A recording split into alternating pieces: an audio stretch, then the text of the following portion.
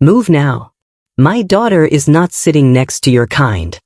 The words cracked through the cabin of Delta Flight 1624 like a thunderclap. Every head in first class snapped toward row 3, where a white woman in a designer blazer stood over a 15-year-old black girl, her finger pointed like a weapon, her face twisted with disgust that made passengers freeze mid-motion. Maya Richardson looked up from her book, her heart suddenly hammering against her ribs. She'd been reading peacefully in seat 3A window side, her carry-on tucked neatly under the seat in front of her, her boarding pass clutched in her other hand. The flight from Atlanta to Los Angeles hadn't even taken off yet, and already her palms were sweating. "Excuse me?" Amara's voice came out smaller than she wanted. "You heard me." The woman leaned down, her perfume overwhelming, her breath hot. "This is first class. These seats cost $3,000. There's no way you belong here, so get up and move to the back where you're supposed to be before I call security." Around them, passengers pretended to adjust their seatbelts, suddenly fascinated by their phones, looking anywhere but at the confrontation unfolding. A few people pulled out their devices, cameras already recording, but nobody spoke. Nobody moved to help. Amara's hands trembled as she held up her boarding pass. "Ma'am, this is my seat. I have a ticket. See? 3. The woman didn't even look at it. Instead, she turned to her daughter, a blonde girl about Amara's age standing in the aisle, looking embarrassed and uncomfortable. "Sweetie, don't worry. Mommy's going to fix this. You're not sitting next to this girl." "Mom, please," the daughter whispered, her face flushing red. "It's fine. I can sit somewhere else." "Absolutely not. I paid good money for these seats, and I'm not having my daughter uncomfortable because—" She stopped, but everyone knew what word hung unspoken in the air, heavy and vile. A flight attendant rushed over, her smile professional but her eyes wary. "Ma'am, is there a problem?" "Yes, there's a problem." The woman's voice rose, drawing even more attention. "This girl is in our seats. She obviously doesn't belong in first class. Look at her. Check her ticket. I'm sure it's fraudulent." Amara felt tears burning behind her eyes, but she refused to let them fall. She'd been so excited about this trip. Her first time flying alone. Her first time in first class. A reward from her parents for getting accepted into a prestigious summer science program at UCLA. Now this woman was treating her like a criminal, like she'd stolen something, like she had no right to occupy the same space. "Miss, may I see your boarding pass?" the flight attendant asked gently. Amara handed it over with shaking fingers, watching as the attendant scanned it with her device. The woman stood there with her arms crossed, a satisfied smirk on her face, absolutely certain she was about to be proven right. The scanner beeped. "Green light. The ticket is valid," the flight attendant said. "Seat 3A is correctly assigned to Maya Richardson." The woman's face went red. "That's impossible. Run it again." She probably hacked the system or stole someone's credit card or— "Ma'am, I need you to lower your voice and take your seat." "I will not." The woman's voice reached a pitch that made people wince. "I refuse to have my daughter sit next to this thug. Who knows what she might steal from us? Who knows what kind of disease she might have? I want her removed from this plane immediately, or I'm calling my lawyer." Amara felt something crack inside her chest. "Thug. Disease." The words hit like physical blows. She was 15 years old, wearing her favorite sundress, her hair in neat braids, her mother had spent hours perfecting. She'd done everything right, been polite, shown her ticket, and still this woman looked at her and saw only something to be feared and removed. "Mom, stop," the daughter pleaded, tears in her eyes now. "You're being horrible. Don't you dare talk to me like that. I'm protecting you." The flight attendant's smile had vanished. "Ma'am, if you don't calm down and take your seat, you'll be the one removed from this aircraft." "Fine. Then I want a refund. I want to speak to your supervisor. I want to speak to the pilot. Someone needs to fix this situation right now." And in that moment, as Amara sat there feeling smaller than she'd ever felt in her life, as phones recorded from every angle, as the woman's rage filled the entire cabin with toxic energy, something unexpected happened. A voice came over the intercom.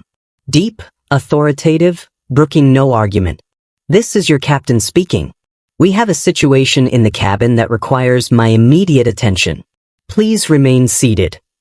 The cockpit door opened, and the pilot stepped out, his uniform crisp, his expression unreadable. And as he walked down the aisle toward row 3, toward the screaming woman and the trembling girl and the daughter caught between them, nobody could have predicted what he was about to do. Nobody except Amara, whose eyes went wide with recognition as the pilot got closer, as his face came into focus, as everything suddenly made terrible, perfect sense. Because the pilot wasn't just any pilot. Now here's the real question. Have you ever been told you don't belong somewhere just because of how you look? Ever had someone assume the worst about you before you even opened your mouth? If you think racism is just something we should ignore and move past, if you believe this kind of treatment is acceptable, then go ahead and click away. But if you know in your soul that what's happening to Amara is the exact poison we need to stand against, if you understand that silence makes you part of the problem, then you need to stay until the very end. Because what this pilot is about to do will leave you speechless. Drop your own experiences in the comments below. Where and when has this happened to you? Hit that like button if you stand against racial discrimination, share this story with someone who needs to see it, and subscribe to the Hyper Racism channel because what happens next will restore your faith that sometimes, just sometimes, justice shows up exactly when it's needed most. Captain Michael Torres moved through the first-class cabin with the kind of quiet authority that made people instinctively straighten in their seats. At 42 years old, he'd been flying commercial aircraft for Delta Airlines for 17 years, racking up over 15,000 flight hours and a spotless safety record.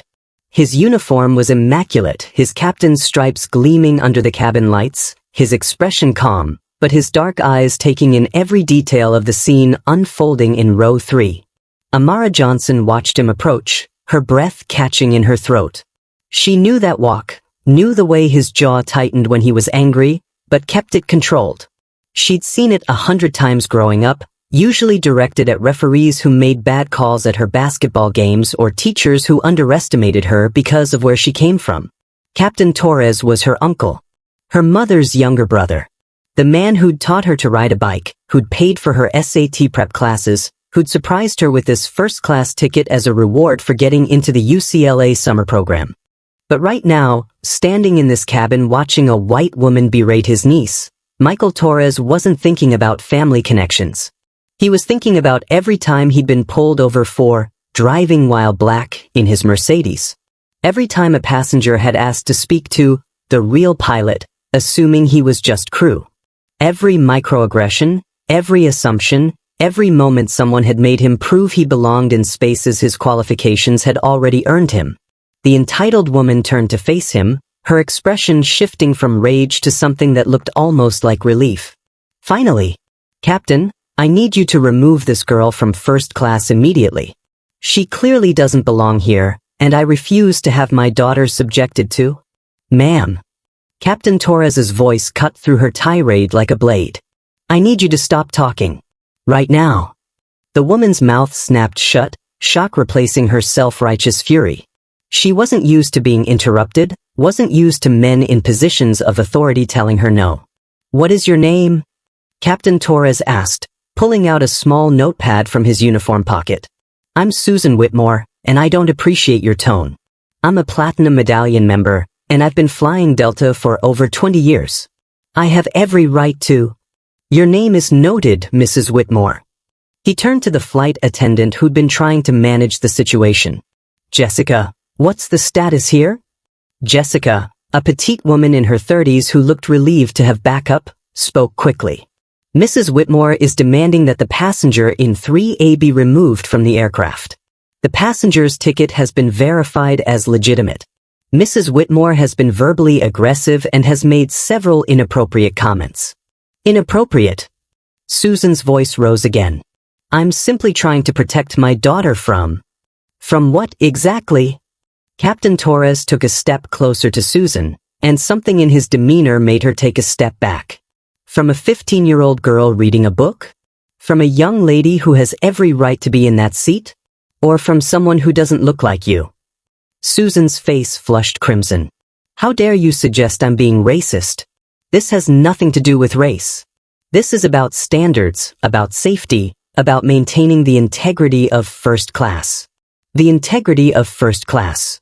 Captain Torres repeated the words slowly, letting them hang in the air.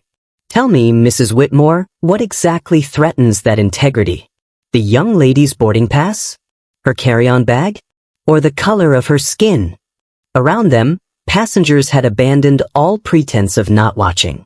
Phones were definitely recording now, capturing every word. Some people nodded in agreement with the captain.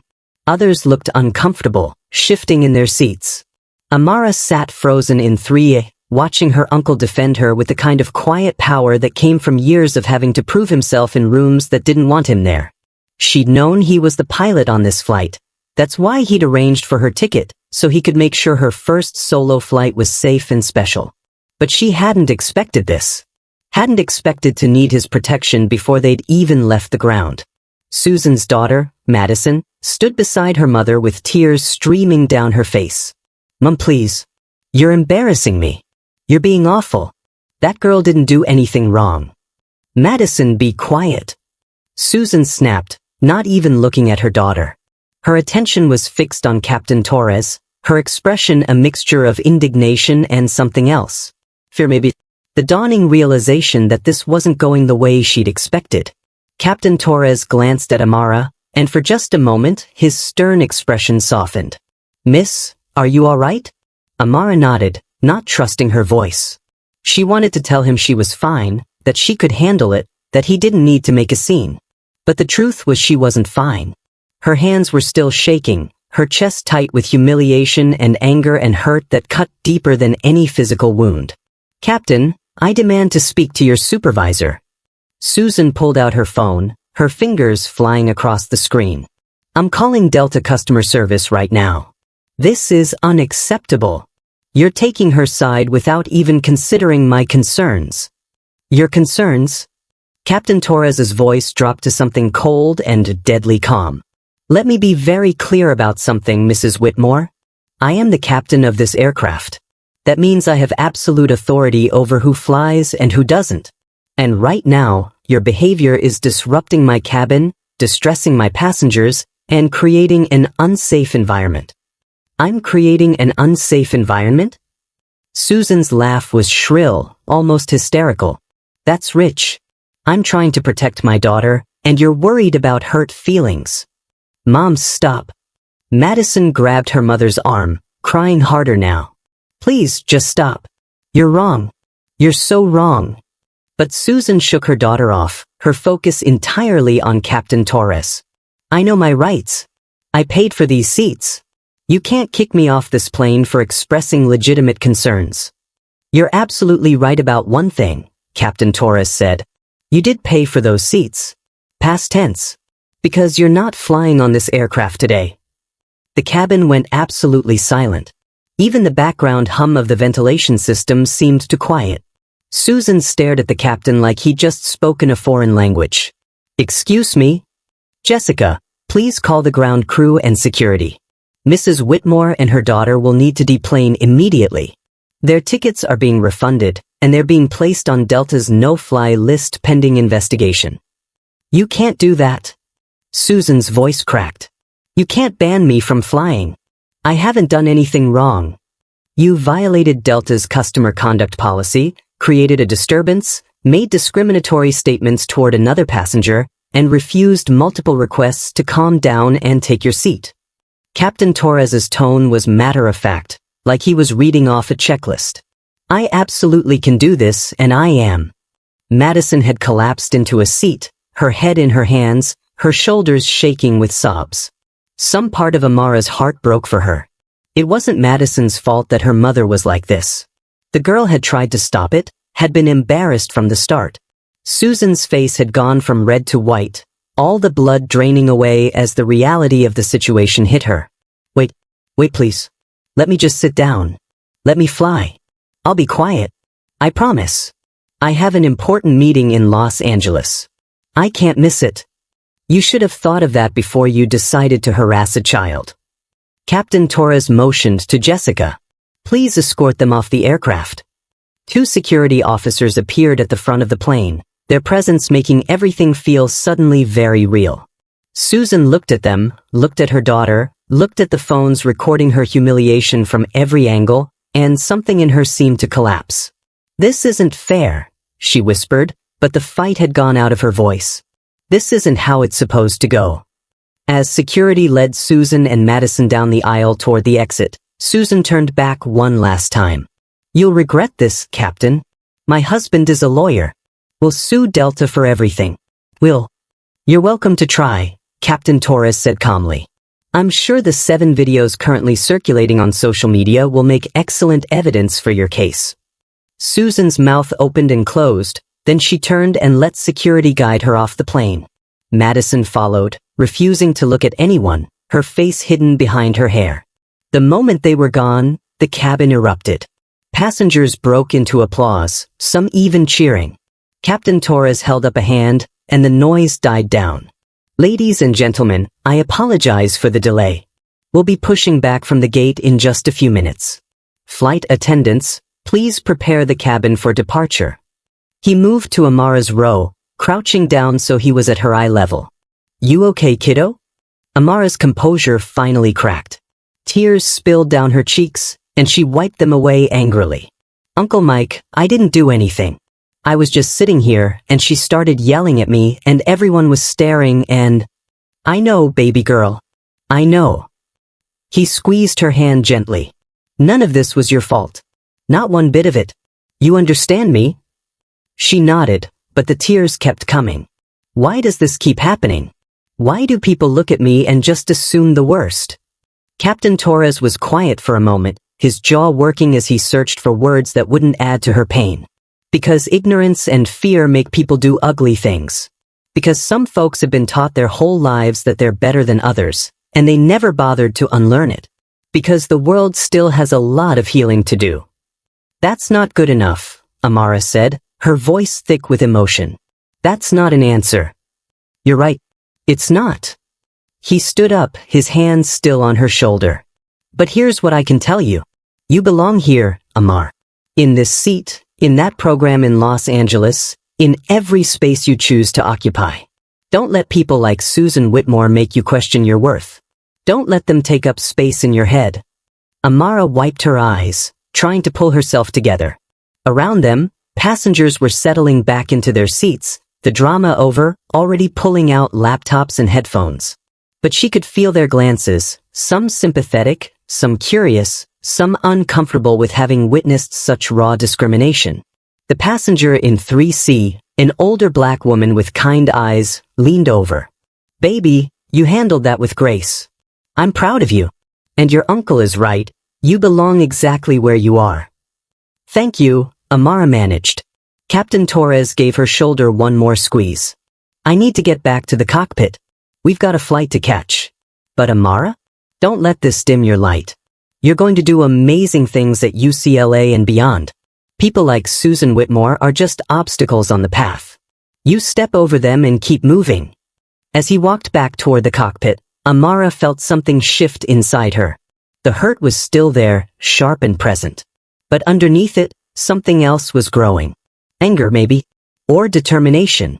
Or just the stubborn refusal to let hatred win. She pulled out her phone, opened her notes app, and started writing down everything that had happened. Every word Susan had said, every feeling that had coursed through her, every moment of humiliation and fear. Not because she wanted to hold on to the pain, but because she knew this story needed to be told. Because staying silent meant letting people like Susan Whitmore continue to believe their behavior was acceptable. The plane pushed back from the gate, and Amara looked out the window at Atlanta disappearing below. She was still going to Los Angeles. Still going to that science program. Still going to live her life fully and unapologetically, just like Uncle Mike had said. But she was also going to make sure people heard what had happened today. And she was going to make damn sure it mattered.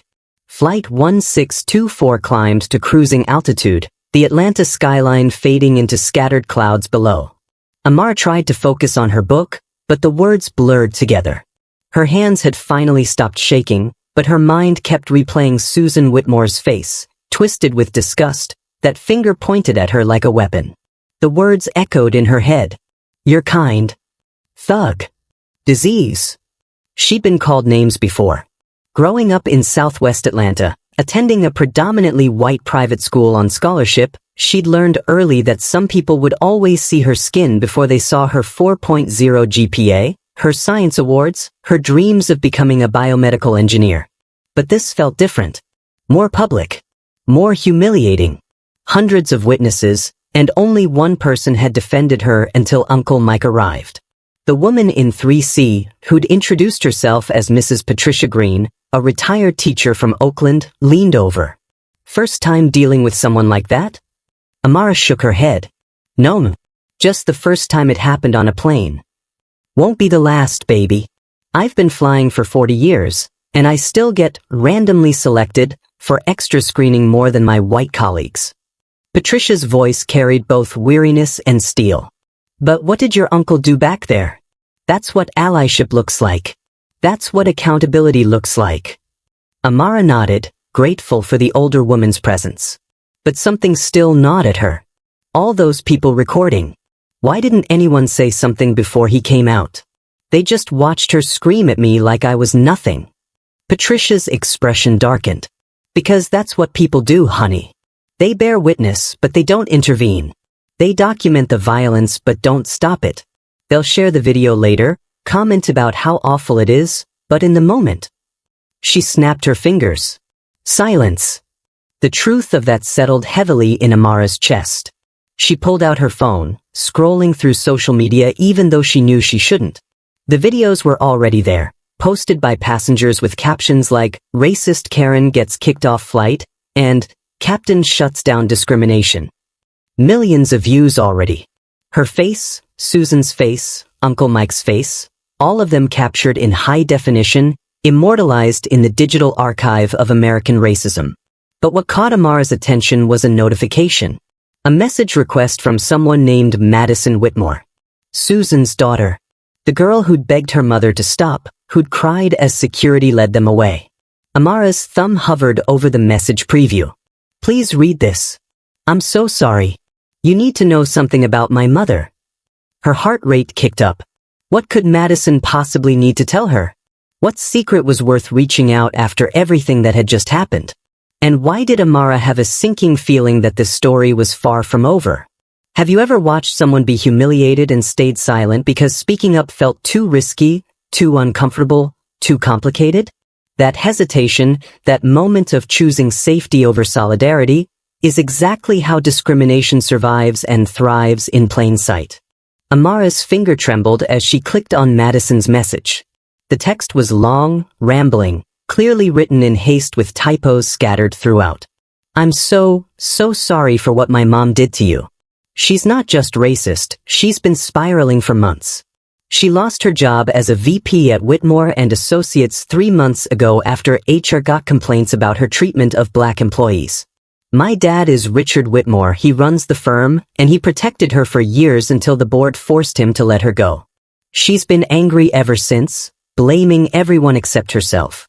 Today wasn't random. She saw you sitting there, and something just snapped. I think she wanted to feel powerful again by making someone else feel small. I'm so ashamed. I don't know how to fix this, but you deserve to know she's done this before and gotten away with it. Please don't think all white people are like her. I'm trying to be better than what she taught me. Amara read it twice, her mind racing. Whitmore and Associates. That name was familiar. She pulled up Google, typed it in, and felt her stomach drop.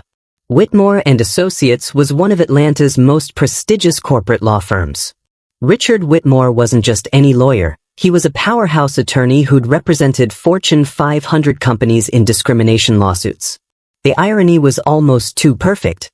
His wife had just been kicked off a plane for racial discrimination, and his entire career was built on defending companies accused of the same thing. But there was more. Amara kept scrolling through the search results until she found what made her blood run cold. 6 months ago, Whitmore and Associates had represented Delta Airlines in a class action lawsuit brought by black pilots alleging systematic discrimination in promotions and assignments. Uncle Mike had been one of those pilots. Amara's hands shook as she pulled up her uncle's name in connection with the lawsuit. There it was, buried in the legal documents. Captain Michael Torres, plaintiff versus Delta Airlines. The case had been settled out of court with a confidentiality agreement, but the preliminary filings were public record. Uncle Mike had alleged he'd been passed over for international routes repeatedly, despite having more experience than white pilots who got those assignments. He'd documented years of microaggressions, racist comments from passengers that management ignored, and a hostile work environment that pushed several pilots of color to resign. Richard Whitmore had been the lead attorney defending Delta. He'd fought to dismiss the case, to discredit the pilots, to protect the airline from accountability. And now his wife had just verbally assaulted and been removed from a flight captained by one of those same pilots she'd unknowingly helped Delta discriminate against. The pieces were falling into place in a way that felt almost too perfect, too cosmically orchestrated. Susan Whitmore hadn't just picked a random black girl to harass. She'd picked Captain Michael Torres's niece. The same Captain Torres, her husband, had spent months trying to destroy her in court. Amara looked up toward the cockpit, her mind spinning. Did Uncle Mike know who Susan was? Had he recognized the name Whitmore when Jessica told him?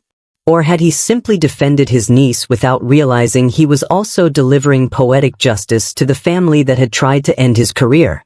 Mrs. Green noticed Amara's expression. "Baby, you look like you've seen a ghost. What's wrong?" Amara turned her phone screen toward the older woman, showing her the lawsuit documents. That woman who got kicked off? Her husband was the lawyer who defended Delta when my uncle sued them for discrimination. Mrs. Green's eyes widened, then a slow smile spread across her face. "Oh Lord, that's not a coincidence. That's karma." The seatbelt sign dinged off, and the cabin settled into the quiet hum of a flight in progress. But Amara's mind was anything but quiet, because she realized something that made her pulse quicken. If Richard Whitmore found out his wife had been removed from a flight by the same pilot he'd fought in court, if the story connected to that lawsuit in the media, if people started digging into Delta's history of discrimination and the legal battles they'd paid millions to bury, this wasn't just about one racist woman getting kicked off a plane anymore. This was about to become something much, much bigger.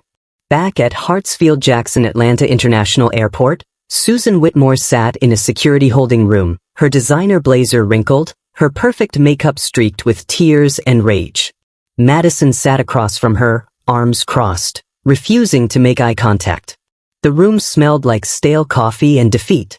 "This is ridiculous," Susan muttered for the 10th time, scrolling furiously through her phone. That captain had no right. No right. Richard is going to sue them into oblivion. "Mom, stop." Madison's voice was flat, exhausted. "Just stop. Don't you dare take their side." Susan's voice rose sharply. That girl was sitting in her seat, minding her business, reading a book. Madison finally looked at her mother, and the disappointment in her eyes was devastating.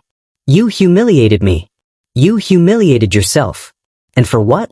Because you can't stand seeing black people in first class." Susan's face flushed crimson. "How dare you speak to me like that? I raised you better than to. You raised me to be just like you. Entitled. Judgmental. Racist." Madison's voice cracked. "But I don't want to be like you, Mom. I don't want to be the person everyone records and shares as an example of everything wrong with this country." Susan stared at her daughter like she'd been slapped. "You don't understand. When I was your age, things were different. People knew their place. There was order, respect." "You mean segregation?" Madison stood up, her voice trembling with emotion. "You mean when you didn't have to sit next to people who didn't look like you? Is that the order you're nostalgic for?" Before Susan could respond, the door opened. A Delta supervisor entered, followed by an airport security officer. The supervisor, a black woman in her 40s named Angela Mitchell, carried a tablet and wore an expression that suggested she'd had enough of Susan's type for one lifetime. "Mrs. Whitmore, I'm Angela Mitchell, Delta's customer relations supervisor. We need to discuss what happened on flight 1624.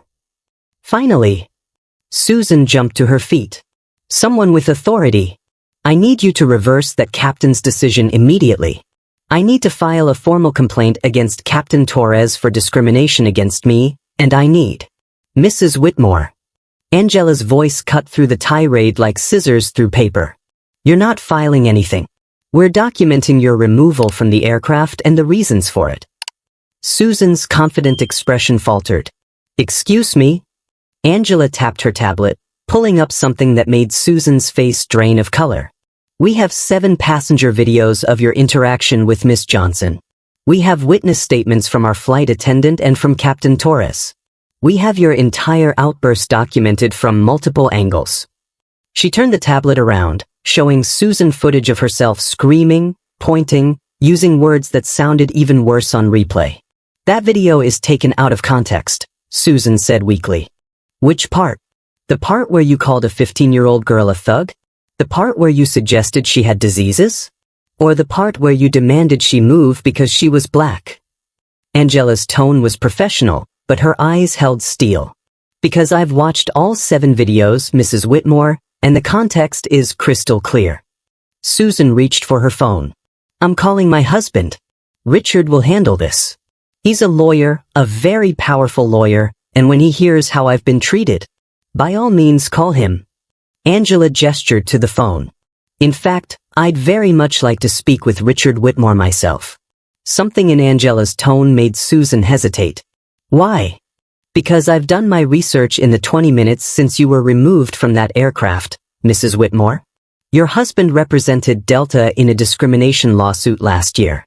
A lawsuit was brought by several pilots, including Captain Michael Torres. Angela let that information sink in. The same Captain Torres who removed you from his flight today for discriminating against his niece. The room went absolutely silent. Susan's face cycled through emotions.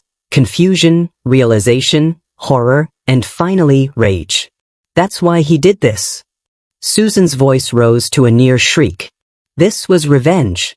He targeted me because of Richard's work. This was premeditated discrimination against me. Mom, please stop talking, Madison begged, her head in her hands. But Susan was beyond reason now, pacing the small room like a caged animal. Don't you see? This was a setup. That girl was planted in that seat specifically to provoke me. They knew who I was, they knew my connection to Delta's legal team, and they orchestrated this entire situation to make me look bad.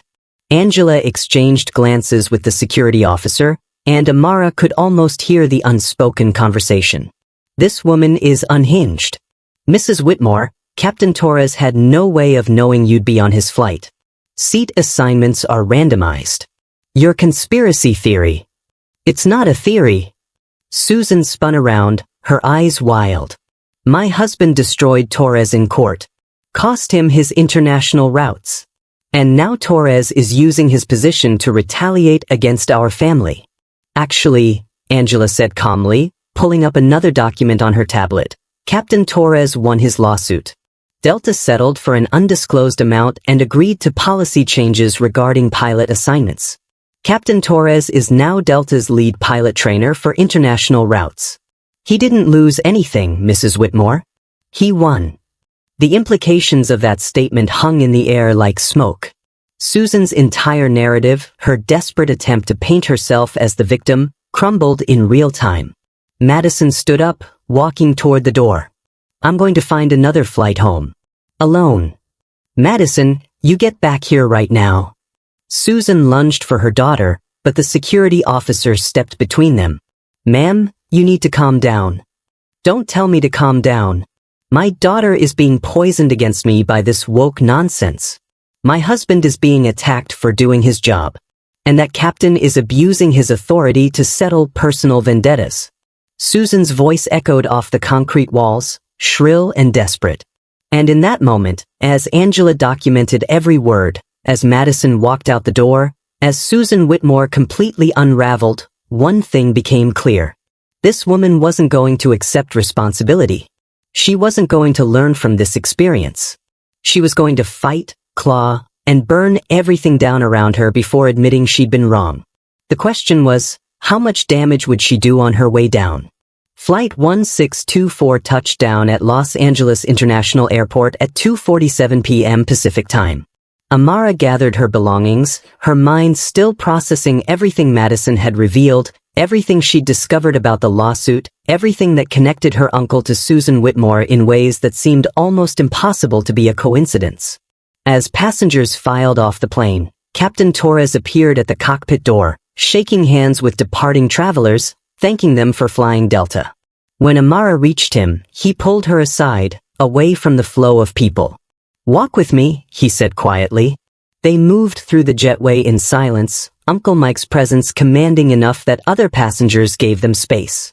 Once they reached the gate area, he led her to a quiet corner near the windows overlooking the tarmac. "You know who she was, don't you?" Amara said. It wasn't a question. Uncle Mike's jaw tightened. "I figured it out about halfway through the flight. I ran the name Whitmore through my head, and it clicked. Richard Whitmore. The lawyer who tried to bury us in the lawsuit." "So you did recognize her?" "Not at first." He looked out at the planes taxiing below. "When I came out of that cockpit, all I saw was my niece being terrorized by a racist passenger. That's it. But later, when I was running through post-flight paperwork, I pulled up her passenger profile. Saw her husband's name listed as the emergency contact. That's when I knew." "Did it feel good?" Amara asked. "Getting revenge on the family that tried to destroy your career?" Uncle Mike turned to face her, his expression serious. "That's not what this was, Amara. I didn't remove Susan Whitmore from my aircraft because of who her husband is. I removed her because she assaulted a child with her words. After all, she created an unsafe environment because she violated every policy Delta has about passenger conduct." He paused. "The fact that karma brought her onto my plane? That's just the universe having a sense of humor. She's going to say it was retaliation. That you targeted her. Let her say it." Uncle Mike's voice was steel. "I have 7 videos, witness statements, and a documented pattern of her behavior. She can claim whatever she wants. The truth is on video." As if summoned by the conversation, Angela Mitchell appeared, walking briskly toward them with her tablet clutched in one hand and her phone in the other. Her expression was grim. "Captain Torres, we have a situation developing." Uncle Mike straightened. "What kind of situation?" "Richard Whitmore just held an impromptu press conference outside the Atlanta terminal. He's claiming his wife was racially profiled and discriminated against by you in retaliation for his legal work. He's calling for your termination and threatening a massive lawsuit against Delta." Angela pulled up a video on her tablet. "It's already going viral." The video showed Richard Whitmore, a silver-haired man in an expensive suit, standing in front of microphones with Susan beside him. She looked smaller somehow, her earlier rage replaced with carefully crafted victim tears. "My wife was humiliated and forcibly removed from a Delta flight today by Captain Michael Torres." Richard's voice boomed with courtroom authority.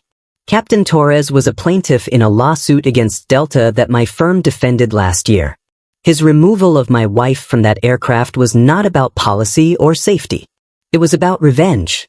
It was about a disgruntled employee abusing his authority to settle a personal score." He gestured to Susan, who dabbed at her eyes with a tissue. "My wife asked a simple question about seating arrangements, and she was met with hostility and aggression. She was threatened, humiliated, and banned from flying, all because Captain Torres recognized our family name and saw an opportunity for payback." The reporters shouted questions, but Richard raised his hand for silence. "We will be filing a discrimination lawsuit against Delta Airlines and Captain Michael Torres personally. We will be seeking punitive damages. And we will not rest until this abuse of power is corrected and Captain Torres is held accountable for his actions." The video ended. Angela looked at Uncle Mike, waiting for his reaction. Captain Torres was quiet for a long moment, his face unreadable. Then he did something Amara didn't expect. He smiled. "Angela, do me a favor. Call our legal team and tell them I'd like to release a statement." He pulled out his phone, scrolling through something. "Tell them I'm ready to go public with everything. Every complaint I filed during the lawsuit. Every piece of evidence we had to keep confidential because of the settlement. Every document showing Delta's pattern of discrimination." Angela's eyes widened. "Captain, your settlement agreement has a confidentiality clause. If you violate it..." "I lost the settlement money. I know." Uncle Mike's voice was calm, certain. But here's the thing. Richard Whitmore just publicly accused me of discriminating against his wife. He opened the door.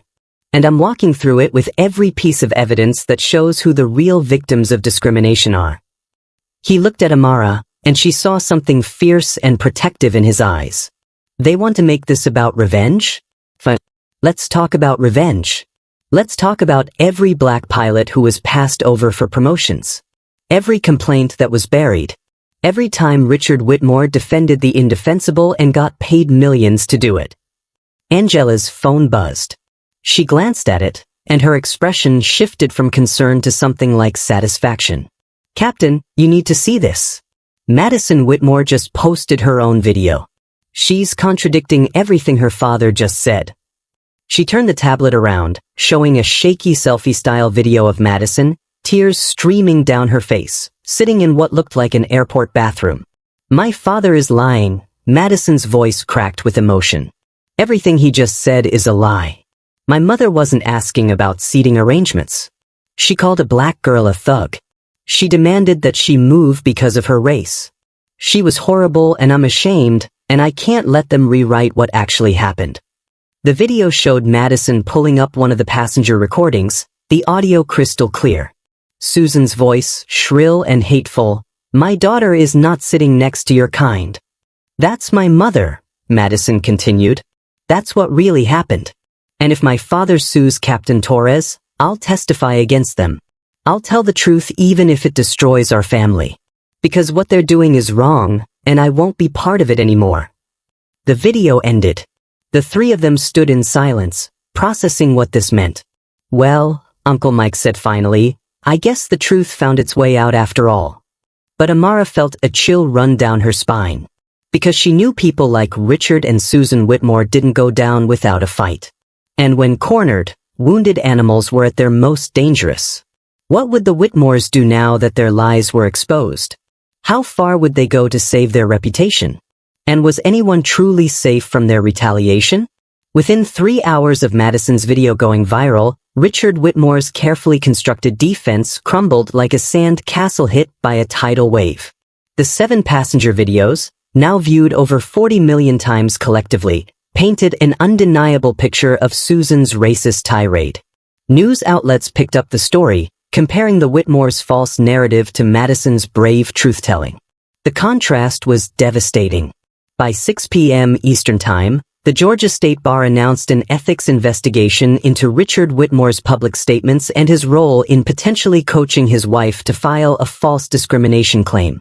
By 7 p.m., 3 major corporate clients issued statements terminating their relationships with Whitmore and Associates, citing concerns about the firm's values and judgment. But the moment that truly shattered the Whitmores came at 8:15 p.m., when Delta Airlines held their own press conference. Ed Bastian, Delta's CEO, stood before cameras with Captain Michael Torres at his side. The symbolism was unmistakable, the company standing with the pilot, not against him. "Today, Captain Michael Torres did exactly what we train our pilots to do." Bastian's voice was firm, unwavering. "He maintained safety, enforced our policies, and protected a passenger from discriminatory harassment. We stand behind his decision completely." He paused, looking directly into the cameras. Furthermore, in light of Richard Whitmore's false accusations and his attempt to weaponize the legal system to intimidate Captain Torres, Delta will be countersuing for defamation and malicious prosecution. We will also be releasing Captain Torres from his confidentiality agreement so he can speak freely about the discrimination lawsuit he and his fellow pilots courageously brought forward. Captain Torres stepped to the microphone, and Amara watched from her hotel room in Los Angeles, her heart swelling with pride. "I didn't remove Susan Whitmore from my aircraft because of who her husband is," Uncle Mike said, his voice steady. "I removed her because she terrorized my 15-year-old niece. Because she created an environment of hatred and fear. Because every passenger deserves to travel with dignity, regardless of their race." He looked straight into the camera, and Amara felt like he was speaking directly to her. To every young person of color who's been told they don't belong somewhere, who's been made to feel less than, who's been treated like a threat just for existing, you belong everywhere your dreams take you. Don't let anyone's prejudice dim your light. The press conference ended, and Amara's phone exploded with messages. Friends, teachers, family members, all sharing the story, all expressing support and outrage and pride. But one message stood out. It was from Madison Whitmore. My parents just kicked me out. I'm at my aunt's house in Decatur. They said I betrayed the family. But I'd rather be homeless than lie for them. Thank you for being brave first. It made it easier for me to be brave too. Amara's hands shook as she typed back. You're not homeless. You're free. And that took more courage than anything I did. By midnight, #Captain Torres was trending #1 worldwide. By morning, Susan Whitmore had been charged with filing a false police report, and Richard Whitmore was facing disbarment proceedings. Whitmore and Associates announced they were temporarily closing while they reassessed their direction, corporate speak for total collapse. The Whitmores had lost everything in less than 24 hours. Their reputation, their business, their credibility, even their daughter's loyalty. All because Susan couldn't stand the sight of a black girl in first class, and Richard couldn't resist trying to spin racism into victimhood. Justice had been served, swift and complete. But as Amara lay in her hotel bed that night, staring at the ceiling, one question kept her awake. How many Susan Whitmores were still out there, their racism unchecked, their victims unheard, their consequences never coming? And what would it take to make sure their stories ended differently? Have you ever wondered why some people face consequences for their racism while others never do? Why do some victims get justice while others are silenced? The difference often comes down to one thing: whether someone with power decides to stand up. Captain Torres had that power and he used it. But what about all the times when no one with authority steps in? What happens then? 2 weeks after the incident, Amara sat in a lecture hall at UCLA's Biomedical Engineering summer program, surrounded by 40 other high school students from across the country. The professor was explaining cellular regeneration, but Amara's mind kept drifting to the last 14 days, the most surreal, exhausting, transformative 2 weeks of her life. The story had refused to die. Media outlets kept it alive, using it as a springboard to discuss everything from airline discrimination to the weaponization of white tears to the courage of Gen Z in calling out their parents' racism. Amara had done 3 interviews, declined dozens more, and watched her follower count explode from 200 to over 500,000. But the numbers didn't capture what had actually changed inside her. During lunch break, she sat with 3 other black girls from the program under a jacaranda tree, picking at cafeteria sandwiches while dissecting what the incident meant. The craziest part, said Janelle, a girl from Houston, is that it took your uncle being the pilot for anything to happen. Like, what if he wasn't there? What if you were just a random black girl with no connection to anyone with power? Then I probably would have been the one kicked off the plane, Amara said quietly. The truth of that statement settled over them like a heavy blanket. That's the system, added Imani from Chicago. It's not designed to protect us. It's designed to protect people like Susan Whitmore. Your uncle being there was a glitch in the matrix. Amara thought about that a lot. The randomness of justice. The lottery of protection. Her story went viral because Uncle Mike had authority. After all, Madison had a conscience, and because 7 passengers decided to record instead of just watching. But how many identical stories happen every day with different endings? Stories where the black girl did get removed, where no one intervened, where the Susan Whitmores of the world faced 0 consequences and moved on to victimize someone else. That night, Uncle Mike video called her from Atlanta. He looked tired, the kind of exhaustion that comes from fighting battles you shouldn't have to fight. How are you holding up, kiddo? I'm okay. Amara adjusted her laptop screen. The program is amazing. I'm learning so much. But that's what matters. He paused, and she could see him choosing his words carefully. Amara, I need to talk to you about something serious. The attention from this incident is going to follow you for a while. Maybe forever. When you apply to colleges, when you interview for jobs, people are going to Google your name, and this is what they'll find. I know. She'd already thought about that, late at night when anxiety crept in. Would future employers see her as a troublemaker? Would colleges think she played the race card? Would this moment of being a victim define her forever? But here's what I want you to understand, Uncle Mike continued. You didn't ask for this. You were reading a book, minding your business, existing in a space you had every right to occupy. Susan Whitmore made a choice to attack you. I chose to defend you.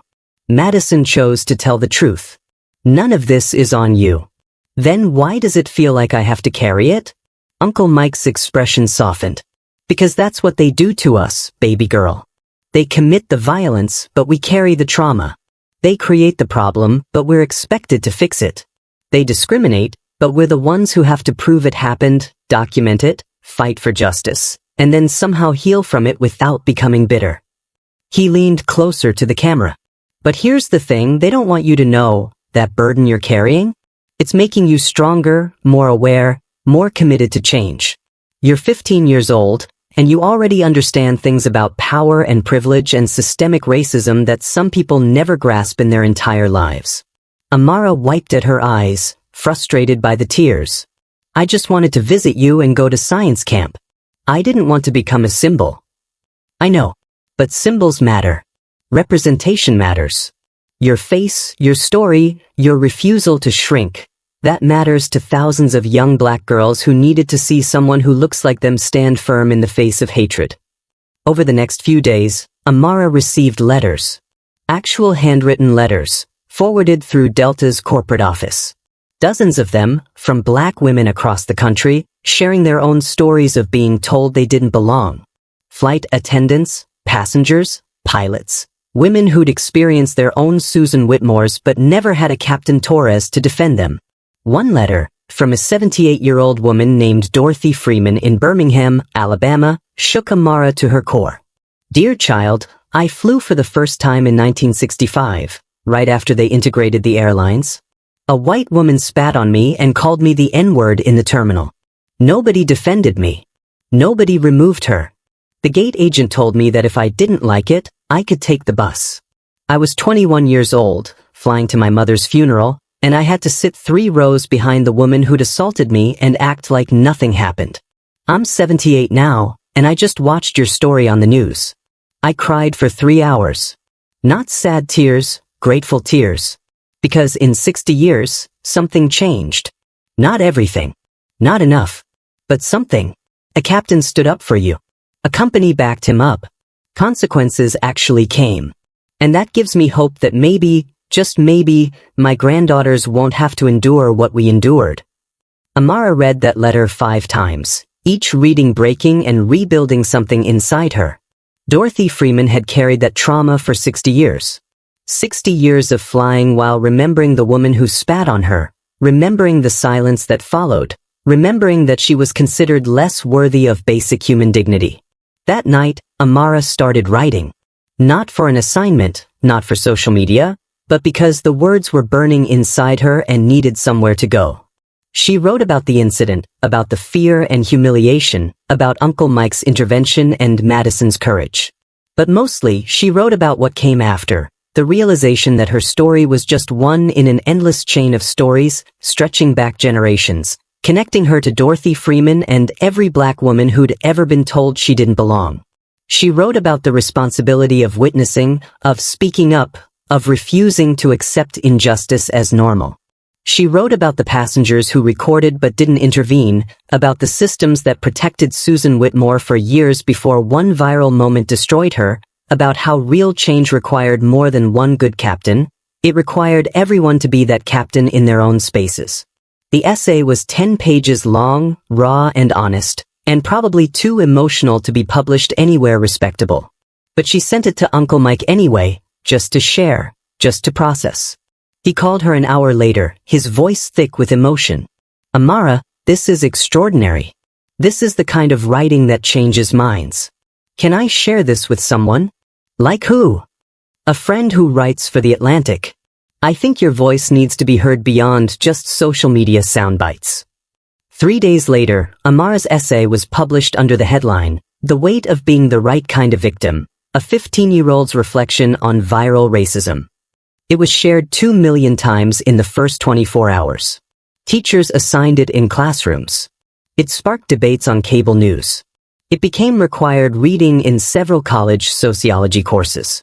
And somewhere in Atlanta, Susan Whitmore read it and saw herself through Amara's eyes, saw the ugliness of her actions immortalized in prose, saw how her moment of hatred had become a teaching moment for millions.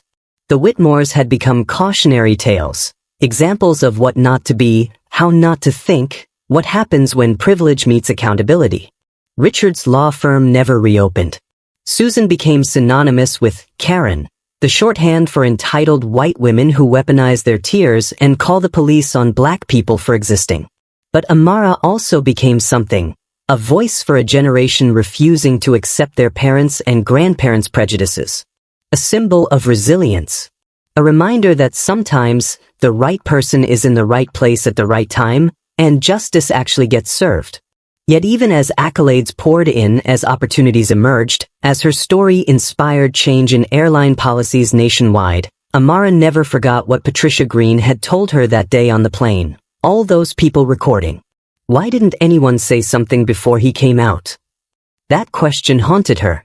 Because for every viral moment of racism confronted, thousands happened in silence, unrecorded, undefended, erased from history because no one with power chose to intervene.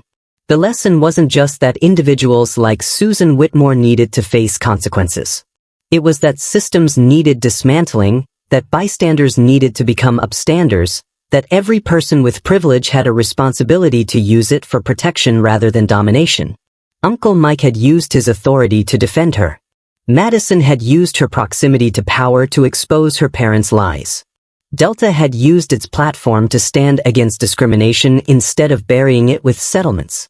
But real transformation required everyone, every passenger who'd ever witnessed discrimination, every gate agent who'd seen colleagues harass passengers of color, every person who'd stayed silent because speaking up felt uncomfortable, to make a different choice. To choose courage over comfort. To choose truth over tribalism. To choose justice over the path of least resistance. That was the real takeaway, the lesson that would outlast the viral moment and the news cycle and the temporary burst of outrage that followed every documented instance of racism. Change didn't come from one good captain. It came from everyone deciding to be that captain in their own lives, their own spaces, their own moments of witnessing wrong and choosing to act. And as Amara looked ahead to her future, to college applications and career aspirations and a life that would forever be marked by those 15 minutes on Flight 1624, she made a promise to herself. She would never be a bystander. She would never watch someone else endure what she'd endured and choose silence. She would use her voice, her education, her platform, whatever power she accumulated in her life, to ensure that no other 15-year-old girl would have to wait for someone with authority to defend her right to exist in peace. That was justice. Not a perfect resolution, not a world suddenly free of racism, but a commitment to fighting it wherever it appeared, in whatever form it took, for as long as it took. And maybe, just maybe, if enough people made that same commitment, Dorothy Freeman's granddaughters really would inherit a different world. 6 months later, Amara stood in the same terminal at Hartsfield-Jackson Atlanta International Airport, waiting to board another flight. This time to Boston, for college interviews at MIT. She wore her confidence differently now, not louder, but steadier. The kind that comes from surviving something that tried to break you and choosing to grow from it instead. Gate 27 looked the same. Same rows of seats. Same floor tiles. Same announcement system crackling overhead. But everything felt different because she was different. A young black mother with 2 small children sat nearby, struggling with luggage and car seats and the chaos of traveling with toddlers. A white gate agent approached, and Amara's body tensed instinctively, old trauma preparing for a new battle. But the agent smiled warmly. "Ma'am, can I help you with those bags? And I can have someone bring a cart for your car seats if that would make boarding easier." The mother's face flooded with relief. "That would be amazing, thank you." Amara watched the interaction, something warm expanding in her chest. Maybe it was a coincidence. Maybe that agent would have been kind regardless. But maybe, just maybe, Delta's policy changes and mandatory anti-bias training had actually shifted something. Maybe her story, Dorothy Freeman's story, Every story of discrimination confronted instead of buried had accumulated into a real transformation. Uncle Mike appeared beside her, rolling his pilot's luggage, ready for his own flight to Seattle. He followed her gaze to the mother and agent, understanding without words what Amara was thinking. "Progress isn't a straight line," he said quietly. "Some days it feels like we're moving backward. But then you see moments like that, and you remember, every person who chooses differently, every system that changes, every voice that refuses to stay silent, it all adds up." "Do you think it'll ever really end?" Amara asked. "Racism, discrimination, all of it?" Uncle Mike was quiet for a long moment. "I think it'll end when enough people decide they're tired of carrying it. When enough people choose love over fear, justice over comfort, truth over tribalism. When enough people like you refuse to accept it as normal." He squeezed her shoulder. "You're part of that change, Amara. Don't forget that." Her flight was called. Amara gathered her things, looking one last time at Gate 27, the place where her life had fractured and reformed into something stronger. She boarded the plane, took her seat without incident, and opened her laptop to the essay she'd been writing about systemic change and individual responsibility. The words flowed more easily now, informed by experience, sharpened by purpose. Outside her window, planes took off and landed, carrying millions of stories. Some painful, some joyful, all human. And somewhere in that endless movement, in that constant flow of people from different places going to different destinations, was the possibility of a world where everyone could travel with dignity. It wasn't here yet, but it was coming. One confronted injustice at a time. One brave voice at a time. One person choosing to stand up instead of staying silent, at a time. And Amara was ready to be part of building it. Now it's your turn. Do you think racial discrimination and prejudice can truly end, or will they always exist in some form? What do you believe needs to happen in our schools, our workplaces, our everyday spaces to curb this poison? Do you think serving justice to individual racists like Susan Whitmore is enough, or does the entire system need dismantling and rebuilding from the ground up? Share your honest opinion in the comments below because these conversations matter. And if you want racism to become a thing of the past in our country and world at large, if you want to be like Amara and Captain Torres, educating others, raising awareness, refusing to stay silent when you witness injustice, then share this video with someone who needs to hear it and subscribe to this channel. Together, we can amplify these stories. Together, we can hold people accountable. Together, we can create a world where no child has to experience what Amara experienced on Flight 1624. Hit that like button if you stand for equality and human dignity. Thank you for watching, and thank you for being part of the solution.